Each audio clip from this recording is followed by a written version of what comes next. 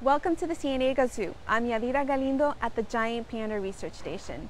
Did you know that Baiyun was the first giant panda cub to be born and survive in China's Wulong Breeding Center? She's been making history from day one, and her cubs are making headlines of their own. We're going to get a news update from the 10-week-old giant panda cub's weekly exam, and then we're checking in with Mei Sheng.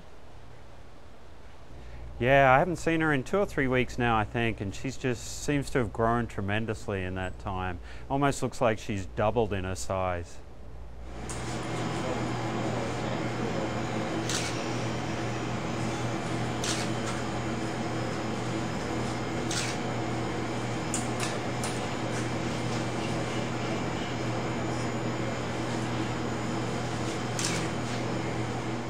Yeah, she's tracking along her growth pathway perfectly. We couldn't expect any better.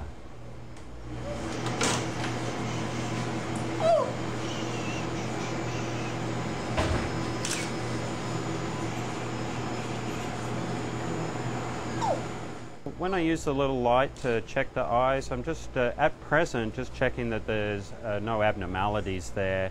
When she gets a bit older, it'll be a little bit easier to test for pupil constriction and things like that, but she's still a little bit too young for that.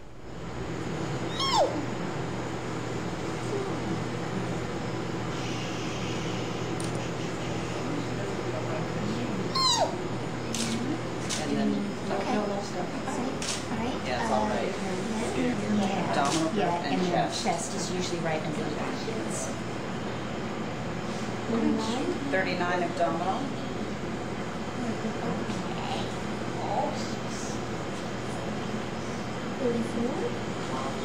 I'll put those in nails. Do you guys ever put those? No?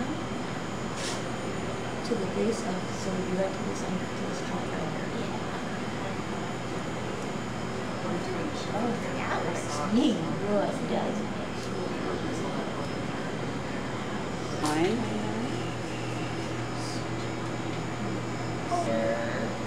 Okay, chin scratching apparently is the key.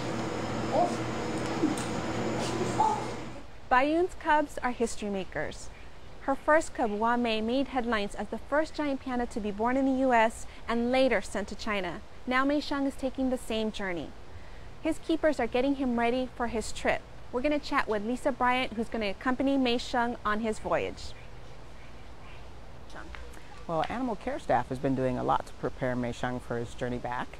It started a few months ago with us preparing his transportation crate. He's been getting acclimated to being in there for longer periods of time so he can be comfortable for the trip back. And we've also had veterinary services do his pre-shipment exam, so he's a perfectly healthy animal. The journey shouldn't be a problem for him to make.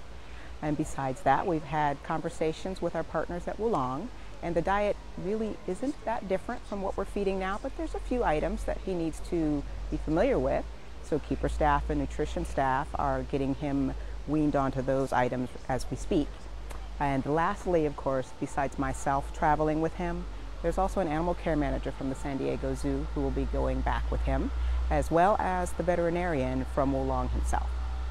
So we've been making a lot of preparations for Mei Sheng because we want it to be successful for him, successful for us, and successful for Wulong.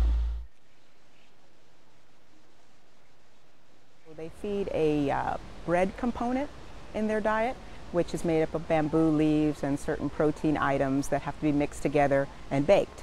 So right now, our nutrition staff is cutting bamboo leaves, drying them, grinding them, and providing them to keeper staff for them to mix and bake the bread, and he's getting that now.